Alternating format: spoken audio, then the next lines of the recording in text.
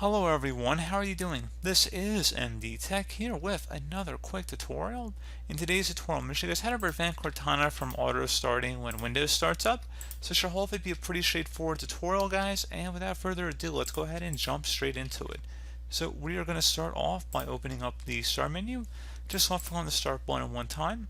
Select the setting gear icon on the left side where you hover over it. It says settings, so go ahead and left click on that. Now you want to go select the apps tile.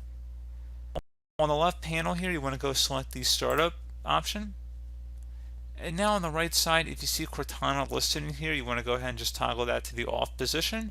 If you don't see it in here, you can also try right clicking on the taskbar, selecting Task Manager, and then Startup, and you should see similar options listed in here as well. This is just a newer way of how to do it. You could also select the Apps and Features option on the left here, and search this list. If you type in Cortana, select it, and then select Advanced Options. Underneath App Permissions, you can turn this to the off position by just toggling it to the off position, just by clicking inside the oval one time. And that's pretty much it, guys. And you can see underneath App Add-ons and Downloadable Content, there's nothing there. So if there were any other options to turn it off, it should be visible here. There are ways that you could get a little bit more involved in disabling Cortana, but I really don't want to get into that. Forget about just saying that. So that should pretty much be it for this tutorial, guys. I do hope that I was able to help you out, and I do look forward to catching you all in the next tutorial. Goodbye.